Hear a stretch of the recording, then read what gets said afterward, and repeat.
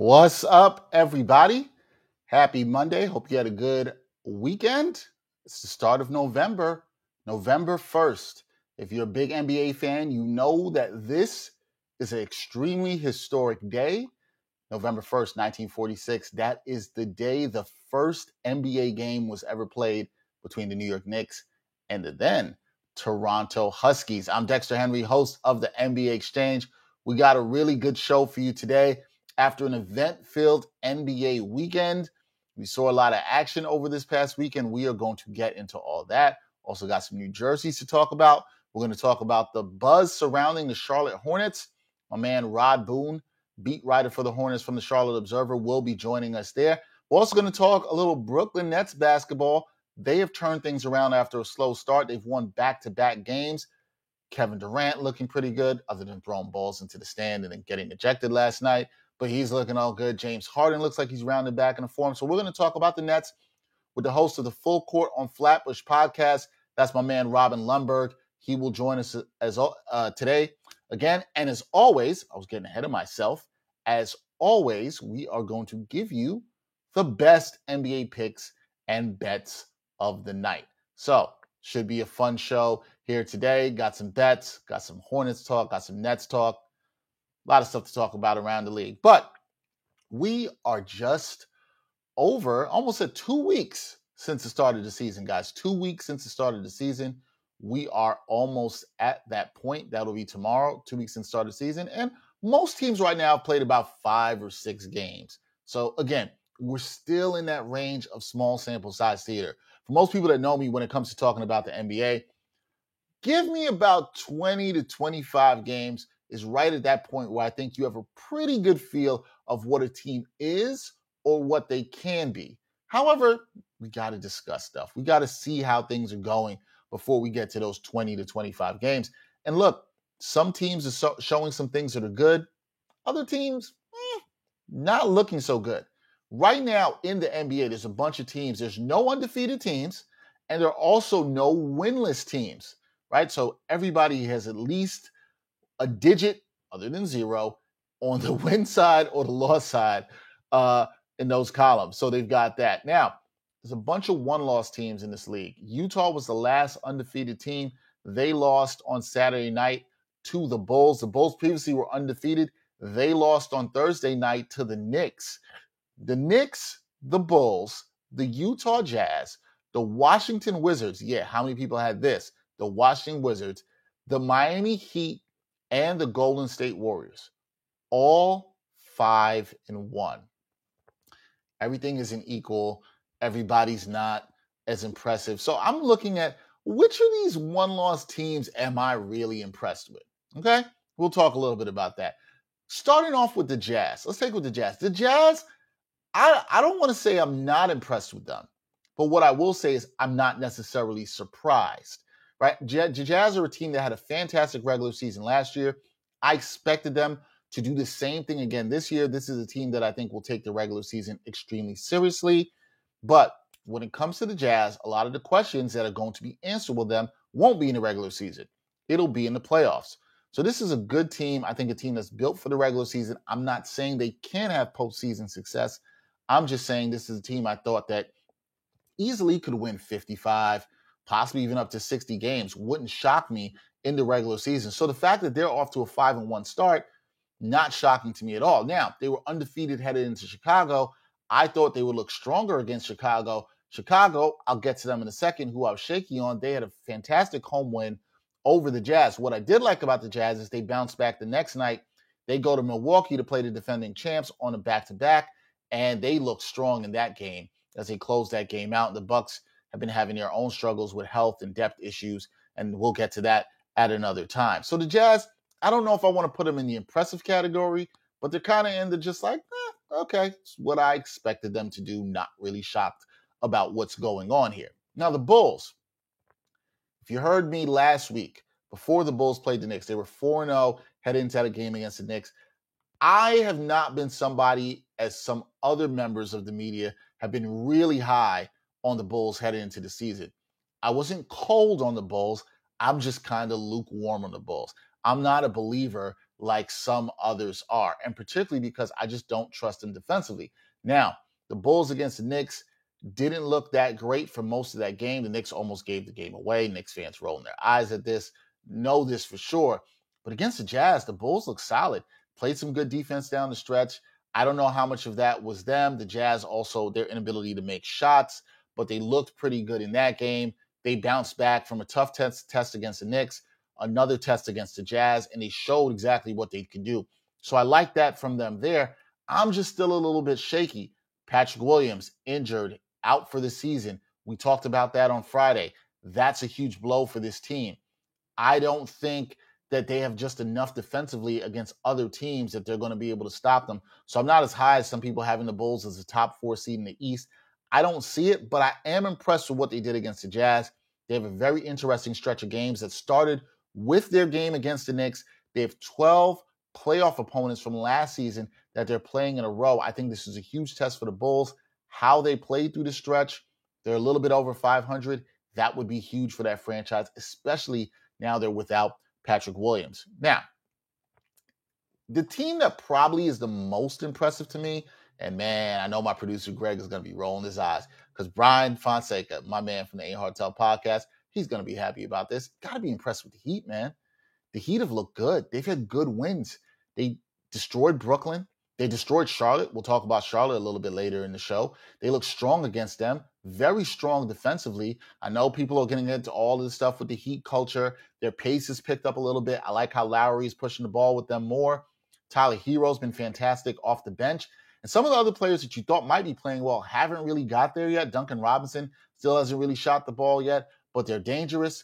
They're tough. They play hard defensively. All the things you would think that Miami could deliver. And you wonder how much of last year was a letdown with the long season they had, their long run through the bubble the previous season before. Jimmy Butler getting COVID. Now that they're healthy, they look fine. They look dangerous. And I'm not ready to say whether they can actually contend. Can they give a team like the Brooklyn Nets problems? Can they give the Bucks problems? I'm still not ready to go there, but they're definitely a team to keep their eye on. They're playing hard, and they've absolutely impressed me. And yes, somewhere Brian is smiling, and we have to be disgusted and deal with that for some time. Well, y'all don't have to, but I do at some point. The last couple of teams I'll talk about, the W teams here, the Wizards and the Warriors. Now, the Wizards, who thought the Wizards were going to be 5-1? Nobody thought so. Just talked to my man, Jamoke Davis, big Wizards fan, the other day. He is shocked about this start. But there are some things, I think, with the Wizards, if you're looking at them, that are kind of interesting. Now, let's look at who they play. They have back-to-back wins in a home-and-home series against the Celtics. It wasn't a home-and-home series. They had the Hawks between those games. But they beat the Celtics 2 out of their last 3 games. They also beat the Hawks in that time. They've looked solid. There's a lot of the role players are playing good. Kyle Kuzma is rebounding the ball now, something we didn't see. Daniel Gafford got hurt, but in steps in Montrezl Harrell. He's been really good filling in for him. Bradley Beal hasn't even been really that great, or his Bradley Beal self. Spencer Dinwiddie looks fantastic. He's averaging about 20 points. He's scoring really efficiently. So that trade for Westbrook and the pieces they got back, along with adding Dinwiddie, has looked really good for them. So the Wizards, I think they're impressive, and they're getting confidence, and I think in the way they're playing together. Could they just be a playing team? Probably. But this is a good start for this team, and Wes Unseld Jr. has these guys playing well together. They look like they're believing in themselves, and that should bode well for them. Now, the Warriors, guys. I talked about this last week. What I love about this team in their 5-1 start, their only loss was an overtime loss to Memphis, which was a fantastic game last week. This team looks back to what they are, what we know of them in the championship team. And I don't mean that in terms of talent in the way they're playing right now. I mean that in terms of they look like a well-oiled machine. The offense is running good. They look like they know what they're doing. The spacing looks better. You've got guys hitting shots from the outside. Their role players are stepping up. They still don't have Klay Thompson. So you just wonder how much better they can be when Klay Thompson gets back. So I'm impressed with the Warriors because I think this is huge for them to have a good start. Wiseman still can come back. They still haven't really brought along the rookies. Kuminga just got healthy. He should be back. How they integrate him and Moody will be very interesting. You know they're trying to win, and there's always going to be talk if they get off to a really good start. Can they make a trade? Ben Simmons could loom out there for them. I still don't think that makes a ton of sense for them, but we will see. But the Warriors, they're playing good. They look back to playing their basketball, and I think that's really interesting. So I didn't even talk about the Knicks. I almost forgot the Knicks. Grew up rooting for the Knicks. The Knicks have been impressive at 5-1. The key with the Knicks, and I'll talk about this a little later in our NBA bets for tonight. The key with the Knicks is they've been moving the ball well. They look much more versatile on offense. The defense is still there. I know the numbers have them in the middle of the pack, but the defense is still there. I think the key for them is closing out games. What we've seen early on that's a troubling trend with them is they tend to lean too much into heavy isolation ball. And hopefully that's a trend they can go away from and start going with some of the things that work for them earlier in games, which is moving the ball about, using pick and roll action. That's been very good for them. But we haven't seen some of that in some of these late games. They almost blew a lead to Chicago. Same thing happened when the opener against Boston. We also saw this in their most recent game, a win down in a Big Easy against New Orleans. They almost blew that too. So these are some concerns with the Knicks, something that can be righted, but they do look strong. They do look pretty good offensively. They're second in the league in scoring. I believe they're fourth or fifth in three-point percentage. So right now they're shooting the hell out of the ball, and they're still giving you a good effort on defense. RJ Barrett looks very good on that end. We'll see how to progress. So I'm impressed with most of these teams. I gave the Jazz a sort of, not really that impressed, but I'm impressed. The Wizards sort of a wait and see. But give me the Knicks and the Warriors. I'm really impressed with those teams. I think that they can do some good stuff going forward. So we will see. Now, talked about at the top how this is the 75th anniversary today, November 1st, of the first NBA game. Okay, guys, 75th anniversary of the first NBA game.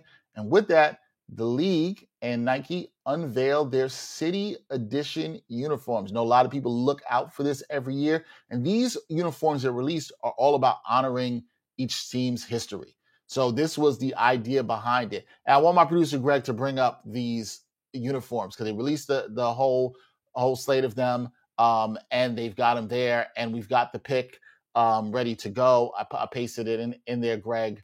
It's in there for us to see. It's above the video clips that we have for the overlays. The pick is there. I'll actually just bring it up. Here we go, right here.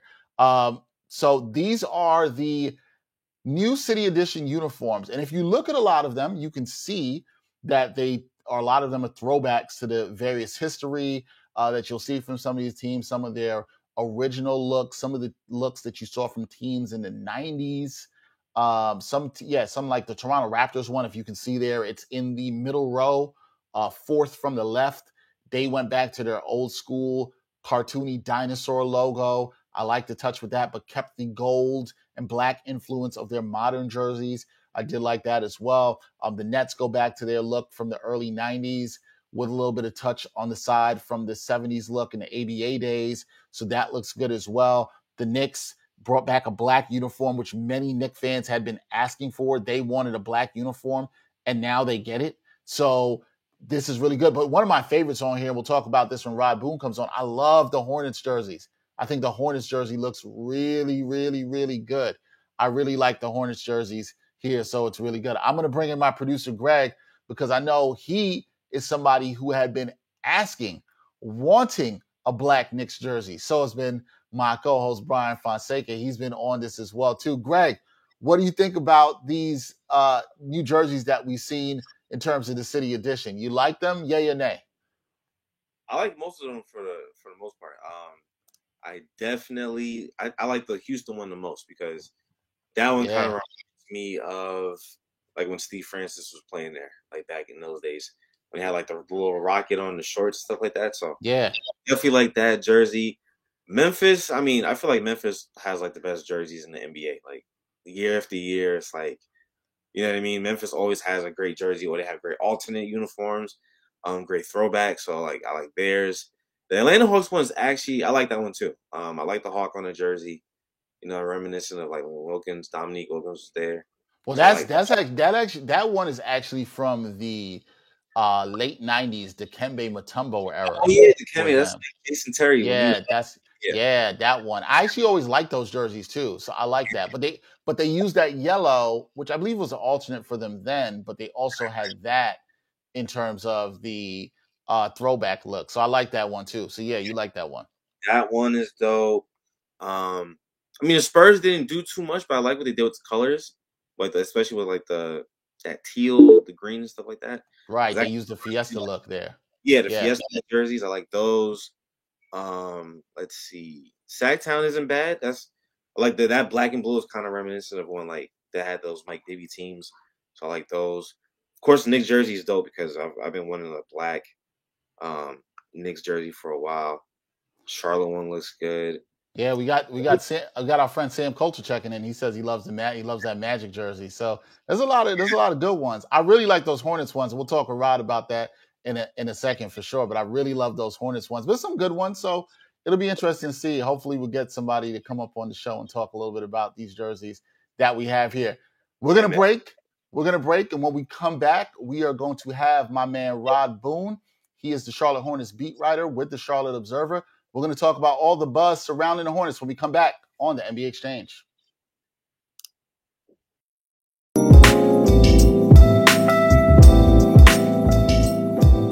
We are all adjusting to this new climate together. And we're doing things a little bit differently because the world is different since the last time we did a podcast. And we are still bringing you the podcast you love while living that quarantine life. You use deodorant every day or no? Yes. During the quarantine? Hell yeah. Still discussions of sports, music, and pop culture in a pod where it ain't hard to tell who keeps it real. Don't say that you don't see race. Whenever you say you don't see race, it just shows me how privileged you are in a situation that you don't ever have to think about race. No, look at the words I'm using. Perhaps, possibly, maybe. Is it the smartest thing? Probably not. Is it too soon? I would say so. I went through so many things being short, and just people would always underestimate me and always tell me, like, you're not going to make it, you're not good enough. I know. But I told you, Dex, come on, son. We just talked about this. Whether you listen or watch, stay home, be safe, and subscribe to the Ain't Hard to Tell podcast on YouTube or your favorite audio streaming platforms today.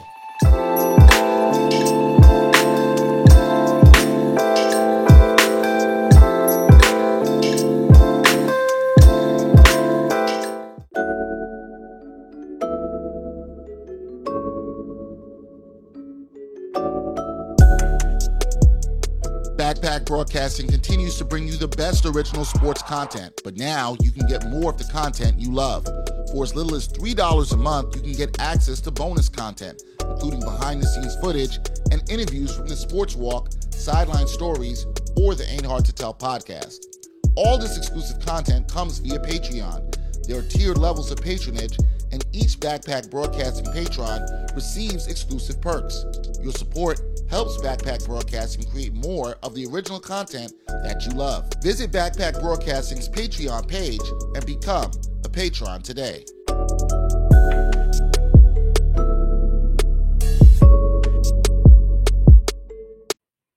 All right, welcome back to the NBA Exchange. I'm Dexter Henry, your host, and there's been a lot of buzz surrounding the Charlotte Hornets early on this season. No person better to talk about it than my man. I'm glad to see his face because I haven't seen him in quite some time. My man, Rod Boone. He is the Charlotte Hornets beat writer for the Charlotte Observer. Rod, good to see you, man. What's up?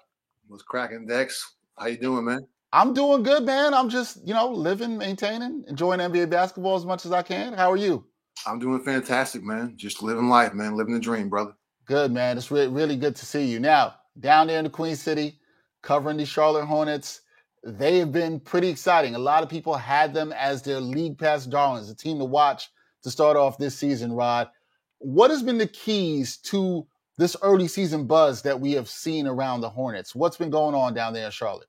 Well, depth has been the main thing for these guys so far. I mean, they had a couple of injuries to deal with early on in preseason, in the regular season as well. I mean, Terry Rozier just actually came back and played his first real game of the season last night. He missed the last 4 games. He played the second game of the season in Cleveland, but he wasn't himself, man. He had a ankle injury that he actually sprained in practice leading to the regular season. So he wasn't himself, man, basically the last week or so. So for him to come out there and just add fuel to this team last night against Portland kind of just showed where they're at right now. I mean, they haven't really been whole, and they are still actually 5-2. So the Hornets have a couple of good wins. They beat Brooklyn. They beat obviously Portland last night. So, they can keep it moving, man. They'll be looking good right now. But right now, they just have to kind of just keep this depth happening because that's actually how they've been playing well so far this season. Yeah, depth has been key for them for sure. I think the other thing when people look at the Hornets, Rod, whether it's last year or, starting into this year is that LaMelo, is to impact LaMelo. He's come in and sort of transformed this team. And to be honest with you, Rod, LaMelo's been better than I thought he would be because I didn't know he could shoot the ball this well as he's been shooting it. How much of an impact have you seen him have on this team? And what have you seen in the growth of him from year one to year two? He's had a great impact on this team. I mean, he's the player that they were hoping to get. I mean, the Hornets are in a small franchise, man, and they're a small market down here. So for those guys to be able to find ways to actually sustain themselves and be viable and be relevant is not easy because, players necessarily didn't want to come here. Obviously, Gordon Hayward came as a free agent, but he came here. Now you have LaMelo here. So LaMelo's kind of the engine to this team. And if he can kind of keep doing what he's doing, you're right, man, they're going to be good for years to come because his jump shot was one of the main question marks he had coming in. People knew he can pass the ball. He has skills, that can kind of translate to the pro game. But for him to be able to shoot the ball the way he has been a real benefit for them because if he can draw defenders outside to that three-point line to kind of make them defend him, if he does that, he can just blow by him and just make plays, man. So the Hornets right now basically go as far as LaMelo goes, and he's been really good so far this season. Rod, do you think that his presence, I know he's just a second-year player, but do you think it's a game changer for the franchise? You kind of talked about it in the fact that guys didn't want to come to Charlotte, but he looks like the kind of star, and he might get to superstar status that guys might say, hey, I want to go play with him. Do you think that's a real game changer for the franchise? Absolutely. Yeah, definitely. I mean, that's kind of the reason that some of the players so far have actually talked about that, and that this style of play with the Hornets is kind of, one of those things that if you're a player, you want to be a part of because if you have a point guard who's giving you the ball, is happy to do so. That's one of the main things of being a good team. You want to be able to feel like if you're in a position to receive the ball, your teammate's going to get you the ball, allow you to score a bucket, man. You don't want somebody out there selfish who's doing, animal mixtape stuff out in the court to kind of show you that he can do what he does out there as a dribbler. You want a point guard to be able to get the ball to you, man, when you want it. So LaMelo definitely is going to have other players coming here because not only is his style of play exciting, but he's also like just a breath of fresh air of the court, man. The guy likes to just have fun. He just smiles all the time. People like being around him. So LaMelo is what the Hornets need to kind of build around because he's that dude, and he's playing well for him so far. Speaking of playing well, you know who else is playing well, Rod? Miles Bridges, man. And he did not get the contract rookie extension that he thought he would before the season, but he's been balling out. And I would think now his value's gone up. How important has he been in this team's turnaround as well? He's been tremendous, man. He actually had 4 straight games scoring 30 or more points, which is unheard of from him. He's had some good games in his career. He's shown a burst here or two, but for him to come out there and score 30 points for 4 games in a row, been named Eastern Conference Player of the Week last week, just shows just how much he's grown. And the organization wasn't really sure he had it in him. It's not a slight in any regards. It's more like saying, we think you can be a good player, but he's shown he can be like a star player in this league, man, if he just continues to do what he's doing right now. So he definitely is earning himself some more money. The extension didn't happen before the season started, so that's going to be an RFA in the offseason. So now it's going to be more about just the Hornets and everybody else figuring out where his number is, but he's definitely earned himself some big bucks, man. He's probably going to be at least $100 million plus player for his whole contract, whatever he gets this offseason. Do you think his play and what we're seeing with him right now, do you think that's sustainable for him throughout the season? Do you see this continuing for him? I think he may drop off slightly. 30 points a game, where he was at is kind of crazy. But last night against Portland, he had 9 assists, which is career high for him. So he's shown that even when he's not scoring the ball, I think he had 19 points. So he still scored, but he wasn't up to 30-point range. We're still doing different things with his rebounding, blocking shots, giving energy. It's definitely sustainable, man. It just depends on just his scoring mark. But I definitely believe that Miles Bridges is a piece that this team likes a lot and they want to build around. So you see with him and LaMelo, the rapport they kind of have formed so far has been great for the Hornets. So Miles is going to be here barring something crazy happening for years, man.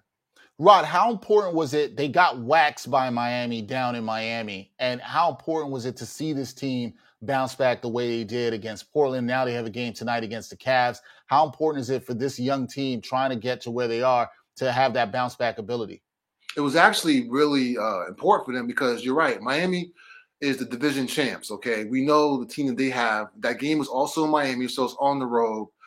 The Hornets played well in Orlando a couple nights earlier, but to go out there and get smacked the way they did on national TV, and then kind of come back, making the game a little bit late, show that hey, they got a little bit of fortitude up in them, man. They're not gonna just roll over.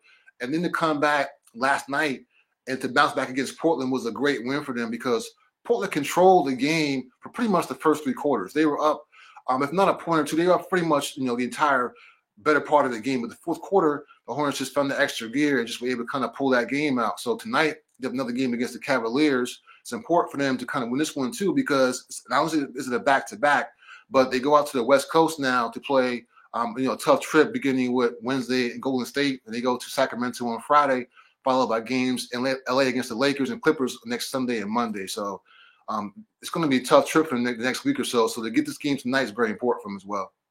Well, here's the thing, Rod. Everybody has this team as their darlings. They love watching them. They're really exciting. But I think one of the questions is, can this team actually compete for a playoff spot in the East? What do you say to that question? Can they do that? I think they can because here's the thing. If you look at the team last year, all right, before LaMelo got hurt, before Gordon Hayward got hurt around March or so, they were kind of around 4th or 5th in the Eastern Conference. Same as the Knicks, same as the Hawks. But those injuries just kind of took a toll on the team, man. Then Miles Bridges also had a little bit of COVID issues toward the end of the season there. So you didn't have your emotional leader out there as well. So when you're missing, 3 key players, essentially 3 starters for the better part of the stretch run, it was tough for him. So despite all that, he still made the play-in tournament. Obviously lost to Indianapolis, to the Pacers, Indiana Pacers, and lost to those guys in Indianapolis. But if you add all that in and see what they have this year with more depth, adding Kelly Oubre, LaMelo Ball being another year of growth for him, Miles Bridges playing well, Terry Rozier got his back, and he's back. Mason Plumlee to kind of help plug that middle a little bit. Definitely are a playoff team in my mind, man. It's just more about where they finish. And I think if all goes well, it could be around that 5th spot. If things don't go well, maybe around 7th or so. But they definitely are a playoff team in my mind for sure, Dexter. What do you think are the keys in terms of them accomplishing that goal? You talked a lot about depth at the beginning of this conversation, right? That they're really deep. And then you brought up last year how they had the injuries, the COVID situation, all that happened for them. Is the key just staying healthy? If this team stays healthy, they should get to where you think they can go? Definitely, man. That's the one little asterisk you want to put next to this team because Gordon Hayward, as we know, man, has had a little bit of injury problems these last couple of years. So he's one of the main keys. If he can stay healthy and they can manage his health toward the entire season, make sure he's able to come playoff time, they'll be okay because they have a lot of playmakers, man. And that's the thing if you think about it. They have Gordon Hayward, okay? They have LaMelo Ball. They have Terry Rozier. They have Miles Bridges. They have Ish Smith off the bench. You have all these guys who can come in and create for you off the dribble and make plays and get other people shots. So definitely, man, it's all about depth and health. If they can just make sure that they stay healthy and are whole come playoff time, they're going to be a tough out for any team, man, because they have enough elements to be able to get it done in the postseason. If I had to ask you to make a prediction, Rod, you said anywhere from 5 to 7. Is your prediction they make the playoffs and they avoid the play-in completely? If you were a betting man, would you bet on that right now? For sure, man. For sure. Again, it depends on health. But even so, they certainly have enough depth. They can sustain an injury or two to be able to at least get past that 7th spot. So I definitely believe they can get past that play-in tournament range because, again, they have a lot of talent, man. I mean, Kelly Oubre is playing out of his mind so far. So you even throw a guy like him off the bench and see that he's playing as a 6th man, and you see the talent they have. To me, they're definitely a playoff team. And again, barring some injuries or something crazy happen to these guys, they're going to be at least 6th or higher in my mind come playoff time. You know what I'm excited to see, Rod? I saw you tweeted out, the news just came down with the City Edition jerseys being revealed. Those Charlotte ones, man, those are fire. I love those. They look really good. Yes, sir. They kind of took a little bit of the homage to the old days, man. Anybody who follows the Hornets knows that way back when in '88, when the team was first accepted, they had a little event where they showed the uniforms, and behind the uniform unveiling was some pennants that had some cursive on it with the name of the city, Charlotte, and that's never been used really in a uniform for the Hornets. So they want to kind of use that to kind of pay homage to the old days, man. So to me, the guys who do marketing for the Hornets know what they're doing because to use lot of the old school logos and whatnot is what the fans here in Charlotte like, because they're all about nostalgia and old days of LJ and Zono's guys, man. So I'm with you, man. The jersey is fire. I look forward to seeing a little bit on the court start next week. Yeah. I'm definitely looking forward to seeing the court. I always love watching them on League Pass. The Hornets are definitely a team to watch. Rod, haven't seen you in a while, man. It's really good. You do great work with the Charlotte Observer, and continue to do the great work, my brother, covering the Hornets. We appreciate you, man. Anytime, my man. Thanks for having me. I appreciate you guys. Thank you. Thanks for coming on, Rod. We really appreciate it. That is Rod Boone. He's the Charlotte Hornets beat writer for the Charlotte Observer, joining us here on the NBA Exchange. We're going to take a quick break. We'll be back with more. Some are always looking for more sports content, and among the glut of sports media, some are looking for sports content that dives a bit deeper and doesn't just stick to sports. So check out Backpack Broadcasting's original long-form sports journalism series, Sideline Stories. The award-winning original series takes viewers directly into underrepresented communities within the world of sports. It's a series that goes beyond traditional sports reporting, like box scores and statistics, presenting exclusive stories that you won't find anywhere else. With a diverse group of correspondents, the series provides interviews and interesting stories around the world of sports, because there is so much beyond the game, and so much that occurs off the field or court that impacts each of us and the world we live in. Giving a voice to athletes, coaches, fans, and everyone involved in athletics, Sideline Stories looks to push sports storytelling further than ever before. It's a winner of the 2020 Independent Shorts Awards, and all episodes of Sideline Stories are available for viewing today on Backpack Broadcasting's YouTube channel and Facebook page.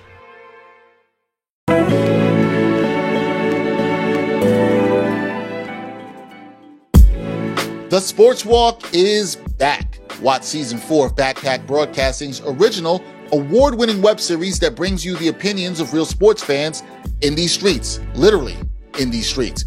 The first 3 seasons and current season, with new episodes every Monday, are available now on the Backpack Broadcasting YouTube channel. Check out the 2017 NYC WebFest official selection and see what other sports fans have to say on the hottest issues in sports today.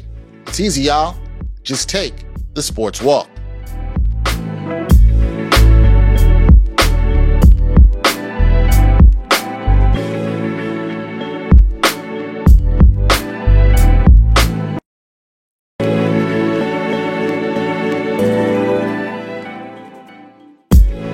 The Sports Walk is back. Watch Season 4 of Backpack Broadcasting's original, award-winning web series that brings you the opinions of real sports fans in these streets, literally in these streets. The first 3 seasons and current season, with new episodes every Monday, are available now on the Backpack Broadcasting YouTube channel. Check out the 2017 NYC WebFest official selection and see what other sports fans have to say on the hottest issues in sports today. It's easy, y'all. Just take the Sports Walk.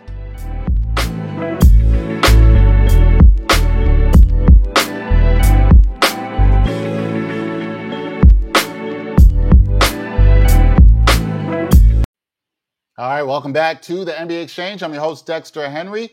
Special thanks once again to our previous guest, Rod Boone of the Charlotte Observer. We got another guest keeping things going here. Good friend of mine. He is the host of the podcast Full Court on Flatbush. You also see him on SI.com. It's my man, Robin Lundberg. Robin, what's up, bro? What's going on, man? How are you? I'm good. How everything's good with you? Family's good? Everybody's good? Yeah, man. I mean, everybody's healthy. All the kids are good. They trick-or-treating. It was a busy day. You know, it's a busy family day whenever you're trick-or-treating. Yes, I know that. I was pretty busy yesterday with my daughter. All she could talk about was going out to get candy. But it's been a very eventful, Robin, start of the season for the Brooklyn Nets, a team you talk about a lot on your podcast, Full Court on Flatbush. They got off to sort of a slow start. They had a lot of people wondering what's going on with the Nets. So what was up with the Nets with their slow start to the season? Well, I mean, I think the number one thing is James Harden wasn't himself at the very beginning of the season, right? So when you have a team that is built around 3 superstars and you remove one superstar in Kyrie Irving, that leaves you with 2 superstars, if my math is correct. And then if one of those 2 superstars is not playing at a superstar level, there is only 1 superstar remaining, and the rest of the roster isn't built to withstand that. So I think Harden needed to get his legs under him a little bit. he wasn't quite in game shape when things started. The hammy, he had the hamstring pull and then came back and then pulled it again. So he really wasn't able to work out for much of the offseason. And a lot of people wanted to make it about the foul changes and all that. I don't really think it was that. I think it was much more, and he's still working his way back on that burst. But without Kyrie, Harden needed to be a scorer again. And now that he's starting to find that, I think, the Nets will start to find their identity. But they go from, super team with Kyrie to just one of the, contending teams without Kyrie. But as long as Durant and Harden are playing at the level that they're both capable of, they should be fine. They've started to get some contributions elsewhere too. LaMarcus Aldridge has been really big, consistent scorer for them recently with that mid-range game that just doesn't seem to age. So they're playing a lot better since Harden started playing better. Yeah, we've definitely seen that. Last 2 games, they've beaten the Pacers, and then we saw them beat the Pistons last night. They've looked stronger and bouncing back in these back-to-back games. You talked a lot about the stars being back, but last game against the Pistons, we saw other guys getting involved. Blake Griffin, who hasn't shot the ball that well this season. We saw DeAndre Bembry shoot the ball pretty well. How important is, and Joe Harris obviously as well too, how important is it in these ability for them to bounce back with these back-to-back wins for guys like these role players to get more involved to help the 2 superstars? That's got to be important, right, Robin? Well, yeah, I mean, it's important for any team, right? But I think that goes back to Harden a little bit, because the better Harden plays, the easier it's going to be for those guys, because he's going to be in the lane, he's going to be setting them up. He's really the distributor, the cog, in the engine, if you will, as far as that goes. But yeah, you need guys to knock down shots. I mean, look, you're taking 27 points off the whatever Kyrie averaged off the table.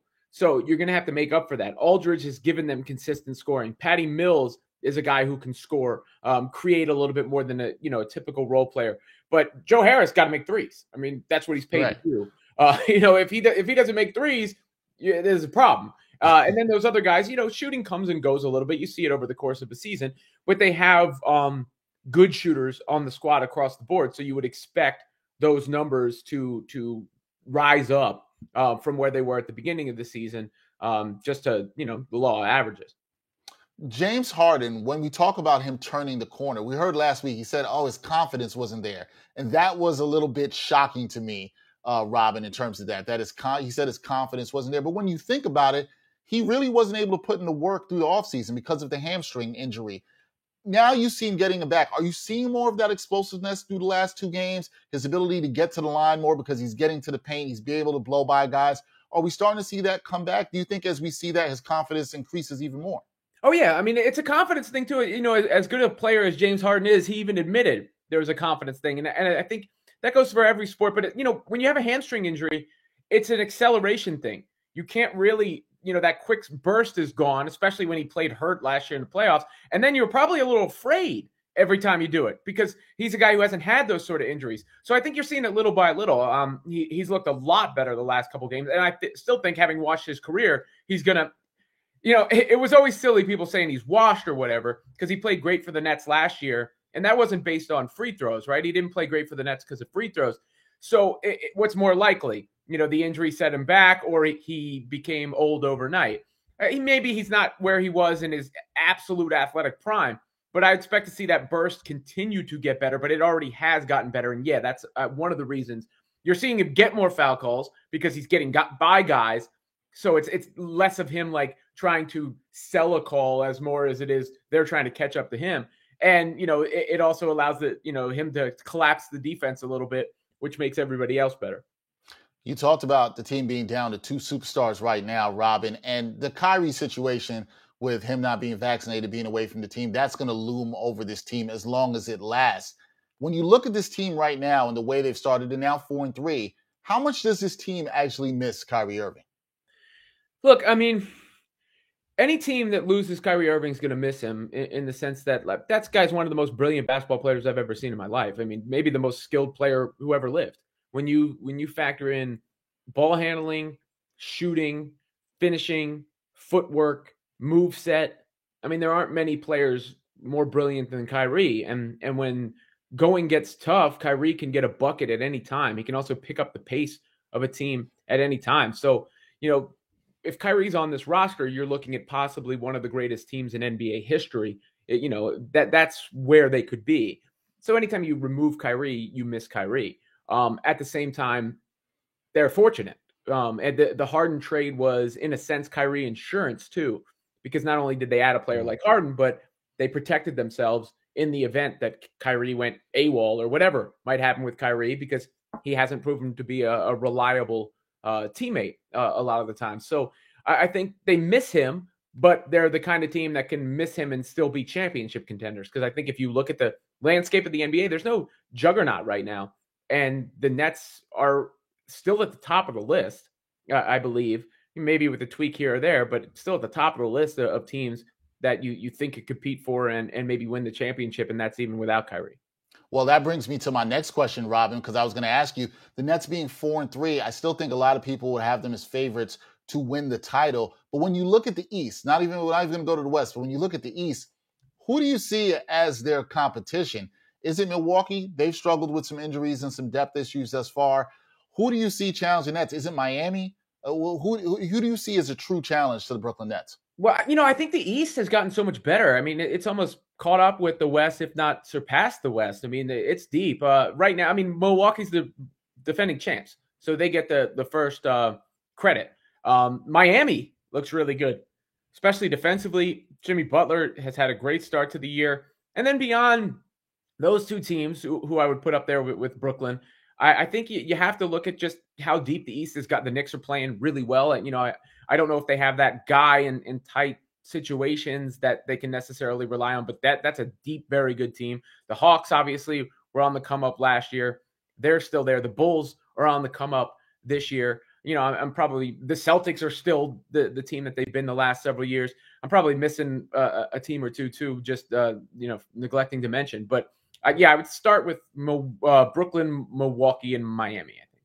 Yeah, no, that makes sense. So with all that being said, and even if you look out in the West, you still feel like this is the team to beat. Is there anybody, barring injuries and health situations, and even with a Kyrie out, you still think this is the team that can win the NBA championship this year, correct? Well, there's a difference between the team to beat and a team that can win the NBA championship. I think when they had Kyrie, they're the team to beat, and there's no questions asked. Now they're one of the teams that can realistically win the NBA championship. Whether you want to make them number 1, number 2, number 3, number 4, whatever the case may be, they're not unbeatable. So I don't think they're prohibitive favorites in that sense. But I do think, yes, anytime you're starting, your foundation is Kevin Durant and James Harden, you're in good shape. And that puts the Nets as one of the favorites to win the NBA championship. If I look at the odds, they might still be the betting favorite. I don't know, but they're right up there. Yeah, for sure. Yeah, they got to be. All right, we got to talk a little hip hop before we get you up out of here. We saw our guy. I know both you and I, we're big Jay-Z fans. Jay-Z gets inducted into the Rock and Roll Hall of Fame the other day. What did that mean to you as a Jay-Z fan to see this happen? I know I've talked to you about this on my podcast many times. So as a Jay-Z fan, what did it mean for you to see this happen? That's really cool. I mean, it is. Look, I've always referred to Jay-Z as my motivational speaker, not in the material sense. I don't, watch his cars, investment portfolios, none of that stuff. But that aspirational nature of his music of, I'm going to set my mind to it and I'm going to accomplish it. And, that, means something to me. And then just, as somebody who's been a fan for as long as I've been a fan, to see everything I've thought sort of validated in the zeitgeist of not just like hip hop culture, but now, the Rock and Roll Hall of Fame. I mean, that, he's in the Songwriters Hall of Fame. I believe the first rapper, if not the only rapper in the Songwriters Hall of Fame. I think he just became the first solo living hip hop act to be inducted into the Rock and Roll Hall of Fame. And it just shows you like, all right, you're now like, hip hop is the most popular genre of music there is. And it's been around a long time. He made a mention of it in his speech that he was once told it's a fad. Clearly that's not the case. And he's helped to push that forward. But now, hip hop is having, for the first time, it's aged long enough where there are now the legends. And Jay-Z is the Beatles, the Rolling Stones, Led Zeppelin, whatever example you want to bring up. He is, hip hop in a lot of ways. How excited for you? I know you always are, so I don't even know why I'm asking, but how excited are you for another Jay-Z album? I see you got the 444 album right behind you. How excited are you for another Jay-Z album to come out? It feels like the right time. I mean, like, 444 was I would have been good off that for a long time. Yeah. It was fitting and all that, but I don't know. It just feels like the right time. He's been doing a lot of features too, right? Like he did this stuff for the Harder They Fall soundtrack, the Kanye joint, Drake, Khaled, I think Nipsey, right? Like he's active enough where it makes me think something might be coming, and it just feels right. I want him to title it Hall of Fame Hove. It's a good album title, and it feels like. I don't know. I feel like it's imminent. We're gonna find out soon, but it does. You're bringing it up for a reason, right? Because we feel like it's time. Yeah, we feel like it's time. I definitely feel like it's time. I got to ask you, because we had Rod Boone on here before, and you know that the league announced the City Edition jerseys today. Did you get a chance to see the Nets City Edition jersey, and what did you think of that one? I think they've done. I mean, like the Nets have done an awesome job with their apparel. I think everything they put out is kind of flames. I've got. I don't know if it was technically the City. I've got the throwback one from last year. The blue that went back to the New Jersey Nets era. This is sort of that too, but the darker shade. They're starting to like tap into the jersey aspect of it. Like when they went to Brooklyn, the black and white was cool because it matches everything. It obviously went with the vibe, the aura of that. Now they're starting to tap into the roots a little bit, give it a little flavor as a secondary option. So when it comes to the aesthetics, I think the Nets have always kind of nailed it. Yeah, I think they have. I really like these. I like the darker look for them with this sort of throwback feel right there. So I definitely like it. Robin, thank you for joining the show, man. I always love your work. You can check Robin out, sportsillustrated.com. Also, the podcast, which is a great name. I've always meant to tell you that. Full Court on Flatbush. That's a great name for the Nets. Everything on the Nets, check out Robin Lundberg for sure. Robin, be well, man. Thank you for joining me on the NBA Exchange. You got it, man. Take it easy. Peace, bro. All right. That's Robin Lundberg. As I said, Sports Illustrated, Full Court on Flatbush. We're going to take a break. When we come back, we're going to talk about my NBA picks for Monday night. All that when we come back on the NBA Exchange.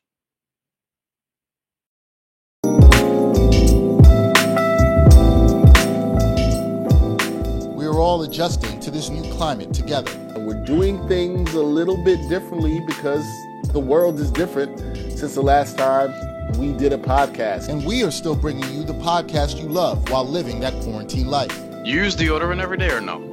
Yes. During the quarantine? Hell yeah. Still discussions of sports, music, and pop culture in a pod where it ain't hard to tell who keeps it real. Don't say that you don't see race. Whenever you say you don't see race, it just shows me how privileged you are in a situation that you don't ever have to think about race. No, look at the words I'm using. Perhaps, possibly, maybe. Is it the smartest thing? Probably not.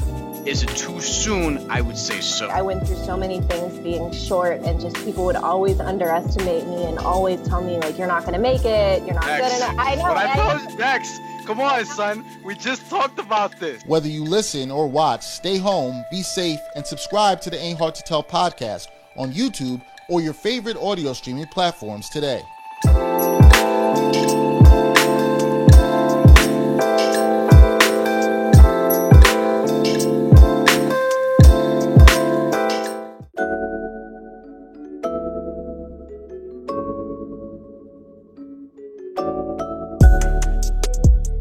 Backpack Broadcasting continues to bring you the best original sports content, but now you can get more of the content you love.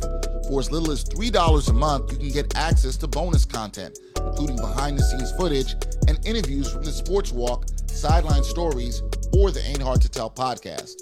All this exclusive content comes via Patreon. There are tiered levels of patronage, and each Backpack Broadcasting patron receives exclusive perks. Your support helps Backpack Broadcasting create more of the original content that you love. Visit Backpack Broadcasting's Patreon page and become a patron today.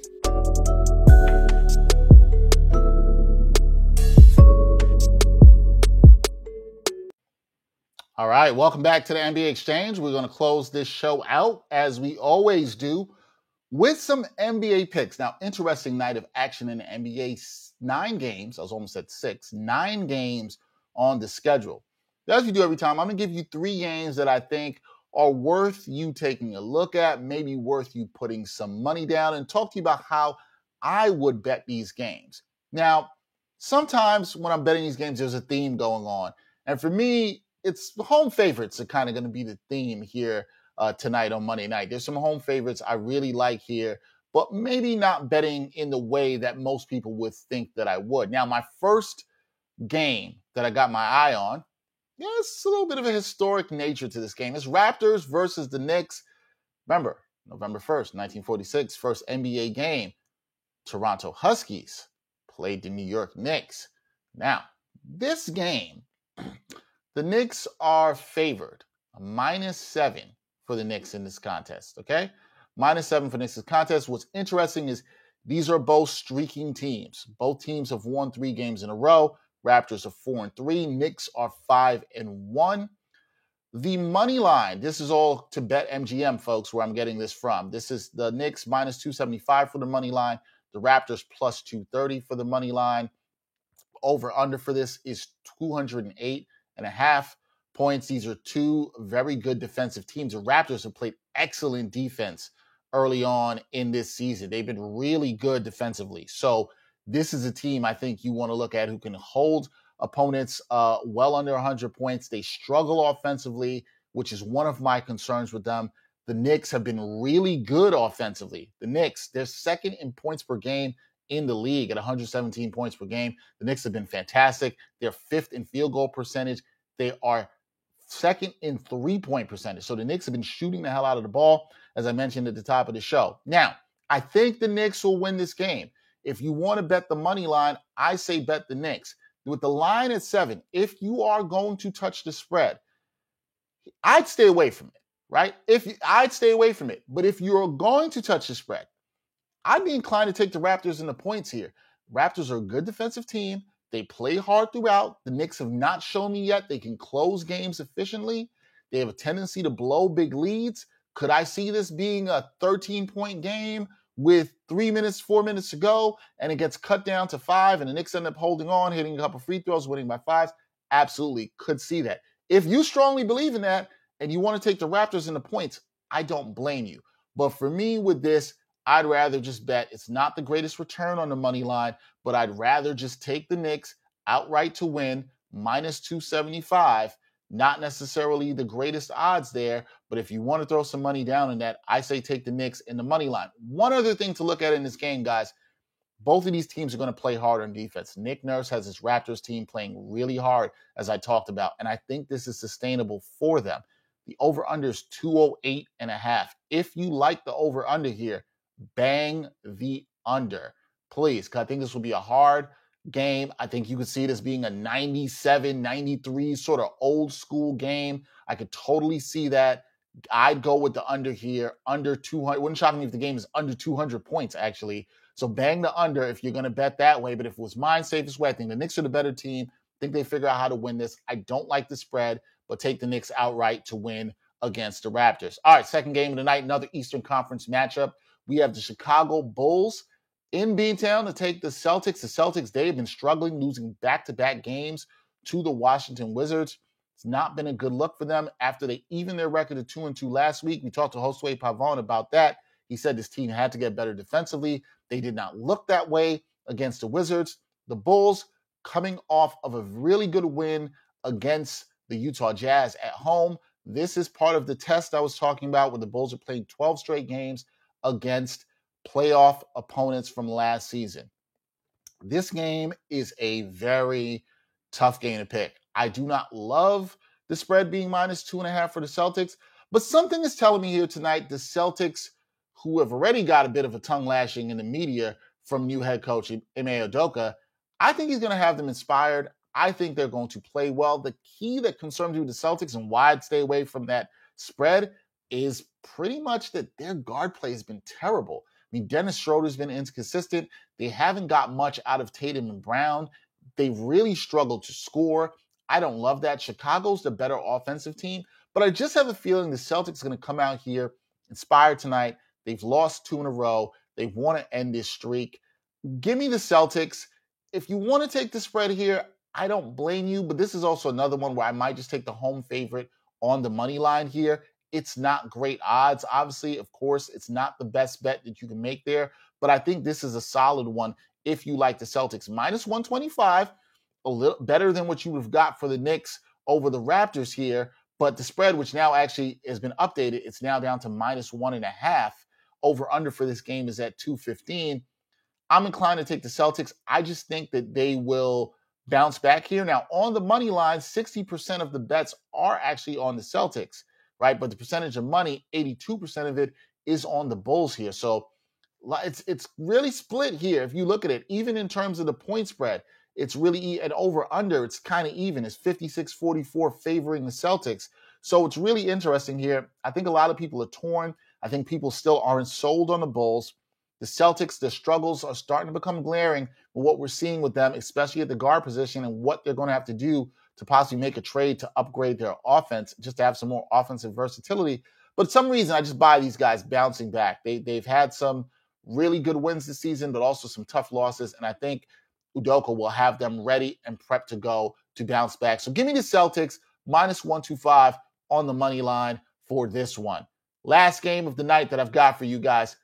The Oklahoma City Thunder, they will be taking on the Los Angeles Clippers at the Staples Center. This is not maybe your sexiest matchup of the night. The Clippers have been struggling on offense.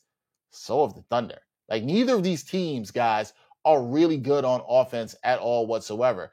So something has to give. Now, the Clippers, they're shooting 42% from the floor and 31% from the three-point line. That's 24th in the NBA. That 42% from the floor, that's 26th in the NBA. So these teams are not shooting well, right?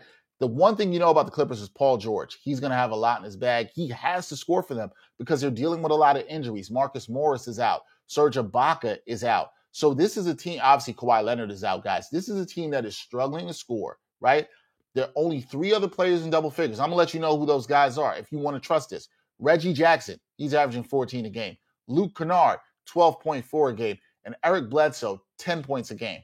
Guys that are okay role players, not guys I really want to count on in that. The Thunder, we know what the Thunder are. They're rebuilding. They try to act like they're not tanking, but we know what time it is, okay? They've lost by an average of 19 points a contest in all of their 5 losses this season. They're 1-5, right? The Thunder are shooting a dismal 41.5% from the field. That's 28th in the NBA and 29% from beyond the arc. Look, the Thunder, they suck. They're really, really going to struggle to score. And the Clippers, I think they got a lot of pride here. They've had a rough start to the season. They would like to get a win. They should get a win at home versus this Thunder team. Now, the line. Let's talk about the spread, guys. -11, okay? Full strength, if they even had Marcus Morris back. I'd love this. Go out, bang that. Clippers -11. They'll blow them out. But the way they've struggled offensively, I just can't take the Clippers to win by 12 or more points. I can't do it because there's too many shooting struggles offensively. They don't hit enough threes. They don't shoot enough well from the outside. Do they have enough offensive firepower to win this game? Yes. Do I think that you're going to get them to win, by 12 more points? No, I can't do that. This is kind of a little bit in a way, if you're looking for a good value bet, maybe you want to look at this like you're looking at Raptors Knicks. Oklahoma City on the money line, they're +425. I don't think OKC is going to win. The Clippers, and I think because BetMGM, which is a book I'm looking at here, they know this, -600 is what you get on the money line for the Clippers, right? So not a lot. You got to put down 600 just to win 100. Not a great deal of value there for the Clippers in that regard. If it's me in this game, kind of like the Knicks and Raptors, I think your best bet is actually looking at the over-under. 210.5. These are 2 teams that struggle to score. I don't think they get over that. Bang the under here. Don't love the spread. Don't love the line. Don't love the odds on the money line on this for pretty much for either team. Don't think it's really worth it. I think where you can get some decent value at -110, which is the same for the spread, I just trust it more, is in the over-under. Bang the under. 210.5 total points. I see these teams struggling to score, but I see the Clippers pulling this out. But I think your safest bet is to go with the under here in that regard. So if you like some of the home favorites here, I say rock with that. But if not, look at some of those over-unders as you could in Thunder Clippers, as you can in Raptors Knicks. I think that's the way to go. Now, before we get out of here, one of the things we always like to talk about is the prop bet of the night. My prop bet of the night are The Hawks to score 125 plus points. Odds are plus 350. Who do the Hawks play tonight? They play the 5-1 Washington Wizards. Now, the Hawks, they've had a little bit of struggles lately. I think they're looking to bounce back at home. That continues with my theme of the home favorites winning here. The Hawks, we know they can put up a lot of points. The thing we still know about the Wizards, they've looked a little bit better defensively, but they're really not that great defensively. Could I see the Hawks putting up more than 125? Yeah, because I see Atlanta, Washington being a scoring fest. If you're looking for some good value on a prop bet, on a team prop bet, I think the Hawks here, who are looking for offensive explosion, they're looking to bounce back and get a win, get their season back on track the way they've wanted it to go. They're going to want to pick up a win against one of their Southeast Division rivals. Washington Wizards, not a good defensive team. Look for the Hawks to score 125 plus points. All you got to do is put down 100 to win 350. Pretty good odds there. I say, why not take a look at that?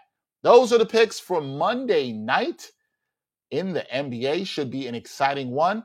That'll be it for this edition of the NBA Exchange. Coming up on Wednesday, we'll have another guest. We will also have my man Gerard Hector joining us. As usual, no hot takes, NBA with nuance. We'll have that coming up on Wednesday and a lot more great stuff to talk about around the world of the National Basketball Association. So for this edition of the NBA Exchange, I'm your host, Dexter Henry. We'll see y'all next time on the NBA Exchange.